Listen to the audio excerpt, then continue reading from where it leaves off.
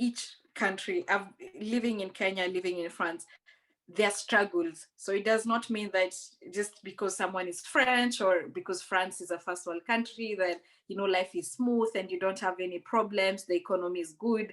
No, they're actually problems. Just that problems here are on a different level than those in Kenya, but they are all problems, economic problems. You'll find people with health problems. So the common factor in both countries, first and third, is that they have problems. Just that when we are in a third world country, we feel like people in Europe have it all and they're probably living, the best lives. No, they're actually going through normal hassle. Hi, welcome back to Women in Talk. In today's episode, we're going to have my dear friend Olive. We're going to have a very interesting discussion on living in a developing countries versus in a developed countries. So for anyone who's curious, please stay tuned. Hi Olive, Hi, Kanisha. Hi. how are you? Fine. How are you doing? It's been a while. I'm good, thank you. Olive, could you please introduce yourself a bit about your Yeah. background? Yes. So hi everyone. I am Olive Kayitesi. I'm originally from Rwanda. Then we moved to Kenya at a very young age due to the history of Rwanda. And I've lived basically all my life in Kenya. And then at some point, I came to France to join family. And this is where I am right now. Ah, okay, nice. Yeah. Okay, so could you tell us your story a bit on why you Mhm. moved to France? So for me, basically moving to Europe was not so much of a personal choice. It was family. But I do not regret coming here because, as you know, in Kenya, I was just finishing my bachelor's degree and I had a job which was really good for me back then. And when the opportunity came and I was told you're going to France, I thought, no, maybe not really. It's a French speaking country. I'm from an English speaking country.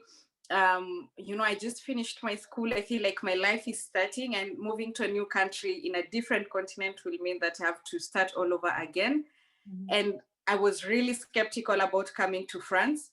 However, when I was told, since I'm diabetic, I've been diabetic for the last 12 years. I was told that the technology here is more advanced, the healthcare is free and it's really good. And I thought to myself, maybe that's the only motivation I have to go to France. Honestly, that was the only motivation I had to come to France and nothing else. But basically, I've gotten so much more out of it than just the healthcare. Okay, so you have that too, motivation. Why is Yes. that compared to your country, for example? Yeah. So as I said, while in Kenya, I was working, but not even three. So 2/3 of my salary was going to medication. So seeing doctors, buying the medicines, and insulin was very, very expensive. So sometimes I'd have to use a little bit less of the normal dose so that I could, like make through to the end of the month with the insulin I had. And when I came to France, insulin was free. This was from the word go, like before I even, got my residence. I was taken in as someone with a chronic illness, and all my medication became free. There was no more rationing of insulin. And I thought, wow, this is actually good. I felt like I was given a chance to actually live a normal life like anyone else. And then I got also the opportunity to be with my mom, whom I had not seen for like more than 10 years. So for me, it was, I came with a very negative, skeptical mindset. I wasn't sure what to expect. But health wise, it turned out to be really good. In Kenya, I'd sometimes be admitted in hospital and the bill would be so high. And, it was always so hard. And still my blood sugars were uncontrolled. Then when I came to France, the first time I saw the doctor and he saw my medication, he was like, this is not the type of insulin you should be using. So this is why your blood sugar is not well managed. And, like probably you would have been better had you started your medication, like your diabetes journey with the right medication. Okay. Yeah. Wow, Hmm. it's intense. Yeah. And just to say that I was seeing one of the best doctors in Kenya.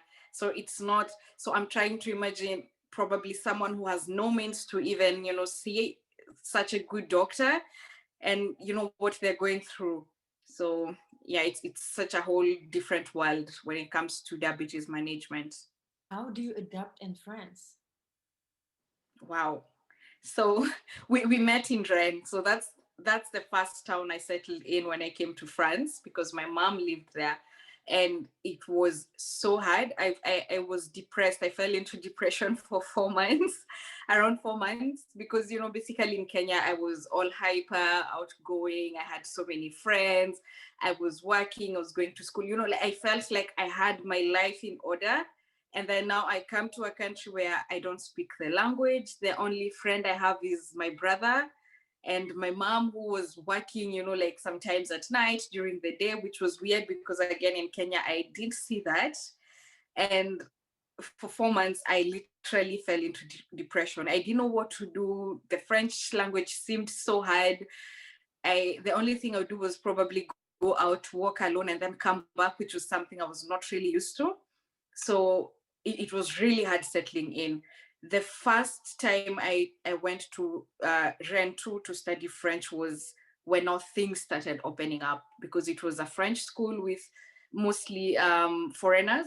So then, we have the same struggles. We all don't speak French, and we probably come from all third world countries. So because most of them are coming from Colombia and some from Africa, so it was really easy to get along and feel like we have the same struggles. But again, on the weekends, the only thing I do would probably just revise my French to try and see if I can improve my language and see if I can get friends. But it was really hard. It was probably the hardest part of my life, if I could say that. Once I learned French, which I did using YouTube and my classes, because I didn't want to spend so much time in French school. So basically, I had already made up my mind. I want to get out of this situation, and the best I can do is to learn French as fast as possible. Then I went to Ren 1. I didn't qualify to join because I had not yet graduated from a university in Nairobi. Because in Nairobi, when you finish the university, then you have to wait a whole 1 year for graduation, which is not the same case here. So when I went to apply, they said I didn't have the right qualifications, but I was really motivated to join the school. So I went and saw the head of the program that I wanted to join, which was economics and management. And I told her that I was really interested in joining. I didn't have the right qualifications at that time, but if she could just give me, a test, just to see, if I was if I was worth the opportunity. I think she saw the motivation and she just wrote a note that I took to the administration and I was taken in. Basically, that's how I got into the University of Ren 1. Ah, And okay. yes, so I owe my success, I owe where I am to this lady, because if she didn't actually look at me and say, and see the passion that I had to get into school, then I don't even know where I'd be now. Because when I went to see her, the lady at the administration told me, you really don't want to see that woman. She's very strict, and not anyone just goes to speak to her. And my French was so bad, I kept on, using sign language to just try and explain to her that just give me a test and you will see how motivated I am. So the course was partially in English, partially in French, which was a little bit easier for me. And then ISEC came along, and I was like, wow. So this is, an organization that brings again together international students. We get to go for conferences where we meet other international students. Then I would also get an opportunity to probably go for my internship in a different country. And joining ISEC again was another perfect opportunity that I got. But now, the moment you live in France, I believe Mm-hmm. you have a different definition towards success. So, like the definition when you were in Kenya and you're in France, for example, it's different, right? Basically, one of the reasons first I didn't want to come to France was because I felt successful in Kenya. At a very young age, I had my first job, which is hard to get, like young people having like really nice jobs in Kenya. So I had this really nice job. I had my own car. I had a really nice house living with my brother. Then I was still finishing up my school. So, I felt like I had everything in order in my life. And for me, that was success. However, when I came to France, I felt like life humbled me and I started drawing contentment from simple things. So for me, already being able to join Renwen during my first year in France, for me was a success because not anyone could do that. Being able to speak French and actually go do a bachelor's course in French, partly in French, for me that was success. So when I came to France, my mindset of success changed. So it was no longer physical things and just what society feels, like the standards that society has set, like, oh, she's good, she's doing well. No, for me it was up to me. Did I feel good about myself? Did I feel, like I did something good, that I achieved something good? Then that was successful. So that, for me, that's success. And up to date in France, I still hold that as success to me. Basically, for you to be, successful in Kenya, it's because you probably have a big car, you have a nice house, you have probably a nice family, then you're successful. So it's not really about how you feel about your achievements, it's just about how society looks at you. And like in France, I feel like we're given an opportunity to celebrate very little achievements, and people will, make you feel successful over something really small, which is something that I've really learned to appreciate.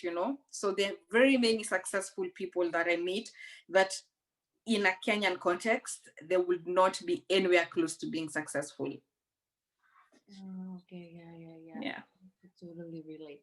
It's true. And because of that experience, when you're in France, Mm-hmm. you start to be aware on the things that makes you feel grateful, no? All the small thing that is not related to your job, for example. Yes. Yeah, that's true. Mm. So I came to know so much about myself in France through people and through myself that I didn't see because I stopped focusing on the material world and just the external world and started taking time to get to know myself. Basically, being in France has made me really know very tiny details about myself and makes me feel good, actually, like even enjoying my personal time and my hobbies. Friends, so for example, picnics you'll find in summer, just someone sitting alone in a park. This is something I did a lot in Ren, which I found to be weird, that I'll just take a book and sit in a park alone and just enjoy my free time. Because then in Kenya, if you do that, then people will be like, oh, she probably has too much money, or, she really doesn't have anything to do in her life, or she's just running mad. Why is she sitting alone, in a garden? So the mentality is totally different. And however, when we talk about enjoying life, I feel like there are two different definitions of enjoying life. In Kenya, we really, when it's going out and having a party and really, having the best time of your life, you will really enjoy life.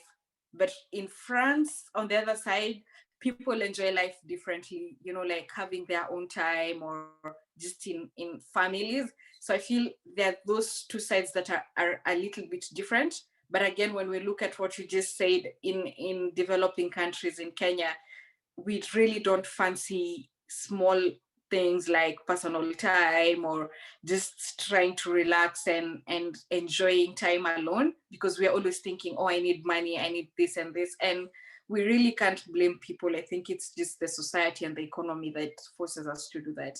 Exactly. But Yeah. could you give us a brief description, like Hmm. how is the life in Kenya actually? Yeah. So I still hold my views. A few years, 4 years in France, I still hold my views that life in Kenya is amazing. You can really enjoy life if if you know how to balance. So Kenya is a country where people are very lively and very friendly. So there's, a very close knit community of people. With you moving into a new place and your neighbor is knocking at your door saying, "Hi, I'm your neighbor. If you need anything, I'm here." You just, you just feel like you're welcomed in the society. And that's why I said, having come from Rwanda and moved to Kenya, I felt like I was always Kenyan because people welcomed me. And Kenya is such a beautiful country. Besides the safari that everyone talks about, there's just everything that you want, from the food, with more than 42 tribes. So with each tribe having its own speciality. So the food is just amazing. And then we have the coastal line, which is amazing. The beach is beautiful. The people are amazing. The food at the coast is amazing. I think every time I think about it, and yesterday I was just telling a friend that I can't wait to go back there to just enjoy that food and the beach and the people. So every time I'm in Kenya, I just feel like I'm in a warm place. People are happy despite the struggles that you'll see in the streets and whatnot. People are just happy. Someone will just smile at you. Someone will just, start a conversation with you, because despite the challenges they go through, I think they're just happy to be alive and happy to have seen like another day or something. What's like the most contrast mentality Mhm. that you find in Kenya Mhm. and in France? Yeah. So I talked about people being warm, because when I came to France at first, I felt like people were a little bit closed. So if I don't know you, I don't talk to you. You just moved into this place, just stick to your space, leave my space alone. And I remember even when I went to Renwan and I started my third year of bachelor's in economics, I was always alone until a girl from Malawi, and Malawi again, it's an African country, came into our class and we became best of friends. This is because we had, we like sort of from the same culture, and we clicked immediately. It was so hard to mingle with the French classmates because they were always together, and I felt like they were not welcoming. They didn't, they don't want to learn anything new. They don't want to share their culture or just learn from me, which I found to be very weird. And then it also happens with neighbors, like where my mom lives currently. I think I've seen one of her neighbors once, and the rest I've never seen them. And she's lived there for like 4 years. So it's people are very closed, and then they don't want to be open-minded. In my opinion, from what I've experienced, I feel like they're not open-minded and they're not very welcoming. So they just have you can come into my life up to this point and that's it. And like in Kenya, someone will just welcome you, and then like literally you will feel at home, you'll feel part of the family or part of the home. What kind of mindset that actually changed you the way you see things before? The moment you come to France, like Mhm. I believe you must have a different perspective. So when I came to France, I had, in Kenya, mostly the society has already planned everything for you. So, once you're done with your university, then you should probably get married, then you should have children, then you should, like it's a series of things. It's planned and people expect that from you. Mhm. Then when I came to France, I saw young people doing amazing stuff, and I kept on wondering, wow, so how are you traveling alone? You're just 19, you're just 20, so how are you working and you're just 20 to for me it was, wow, a shock. And that's when I decided to change my mindset. So I thought to myself, if I really want to make it, then I have to remove that preset mindset of things have to go in this way and just be open. So that's how I went to Renwan. I remember when I told my mom I've just been accepted in school, she was like, which school are you talking about? Are you serious? She really didn't believe. And because I decided to be open-minded. When I told her that I'm moving to Paris, she just didn't, how are you moving to Paris alone? You just, you're still young, you can't move to Paris. I mean, she's been here for quite some time, but she'll always be an African mom. So what, oh, you cannot move to Paris, you're too young. But for me, I had already opened up my mind to the opportunities. I knew that Paris was the land of, for me, it was my promised land. And I knew that I would make it, even though I didn't know how or from where, because I didn't have a job, I didn't have anything. But just that open mind and that mindset of it's up to me to make it, and if other people are doing it, then why not me? And one of my biggest lessons during this transition of mindset was that my success depends on me. It does not depend on the society. So I could see people with piercings and all that, and I'm like, why doesn't society judge them? Because in Kenya, you like that, you don't have a place in the society. Then I realized that here the society really doesn't play a big role in shaping who you become. It's actually up to you to decide the path you need to follow, and people just support you. You've decided to be this, then well and good, we will support you. You've decided to do this, then we'll support you. So I took that and went with it, and it's what I've lived by up to date. Like how Mm-hmm. important is to have an open mindset? How is Mm-hmm. important to change our reality with our mindset? It's very, very important if you really want to live life to the fullest, to like live your best life, as I keep on saying. You really have to have an open mind. This is because, first, when you depend on what society has said or on your own reality, then you will not be able to appreciate the opportunities that life brings your way. And this I discovered when I moved to Paris, and I was in a very tiny room alone, and I was thinking, wow, so this is my first time living alone. And, like, wow, it just feels good that I can just do things how I want. And I know that the money that I have to budget. Everything that I have is basically on my own. And that's when I started even exploring France and exploring Europe. And for me, it has been the best decision that I ever made. So having an open mind, any job opportunity could come your way. And I've seen people who say like, no, I cannot do that. My first job was teaching. So I used to teach kids to make 40 euros a week. And it's really good because I've kept contact with that family up to date.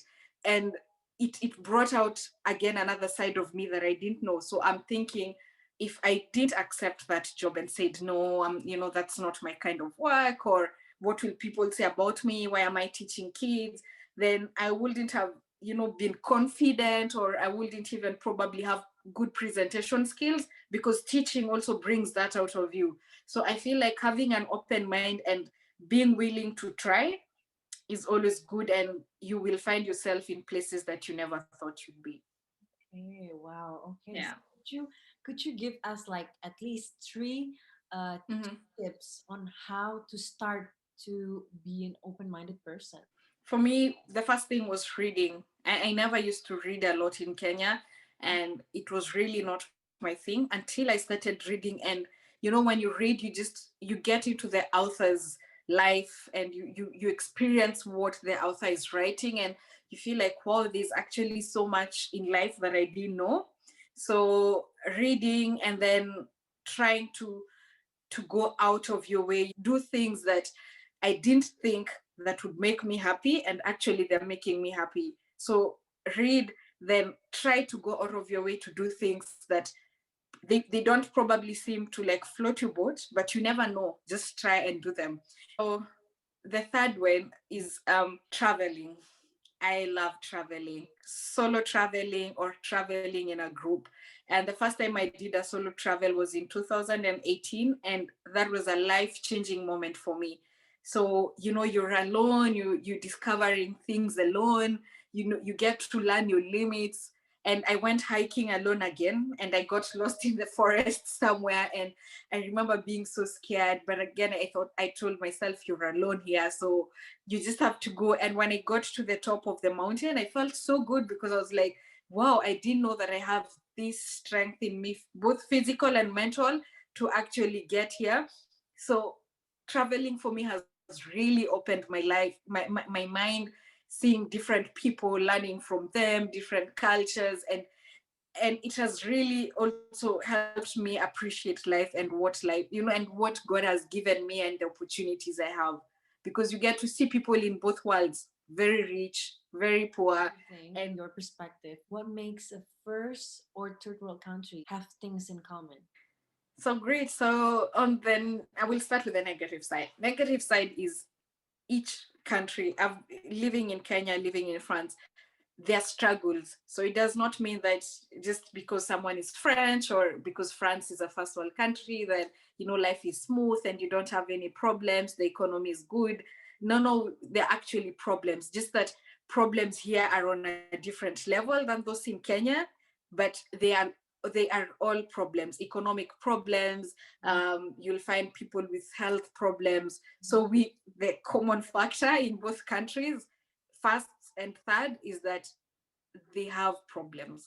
Just that when we are in a third world country, we feel like people in Europe have it all and they're probably living, the best lives. No, they're actually going through normal hustle. The positive side will be just having a community, like when you see the French people with their French tradition, and like, for example, during Christmas, during Easter.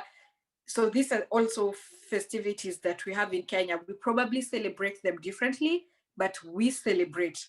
That's the thing. So when France is celebrating Christmas, we're also celebrating Christmas in Kenya. So you'll find someone in Kenya sending me, Merry Christmas, or I'm sending them Merry Christmas. So we are brought together by these international celebrations, even though we celebrate differently.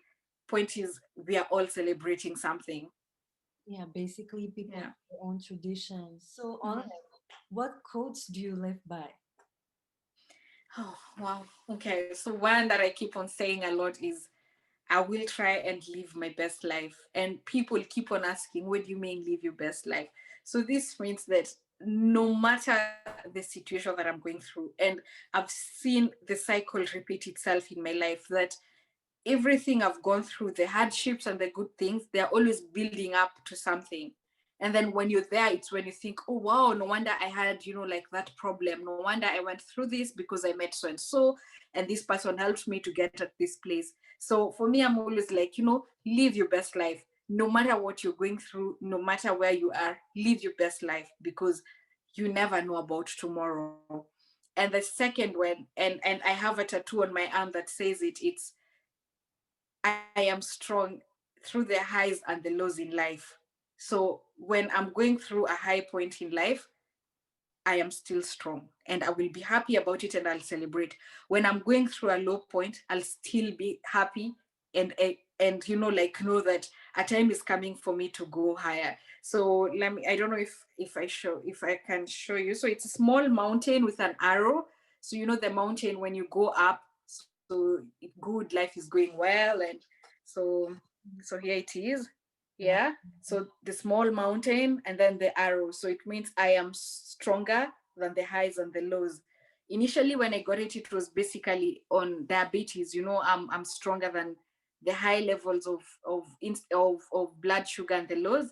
Then I realized, no, it's actually in life. I am greater than all those highs and all those lows.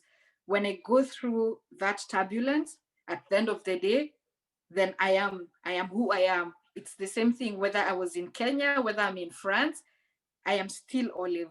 So I have to remember that whatever life throws at me, I am still Olive. For And people who watch this video will Mhm. inspired as I am. Yeah. Thank you very much, Olive, for your time and your Yeah. inspiring stories. I'm really happy that you could make it.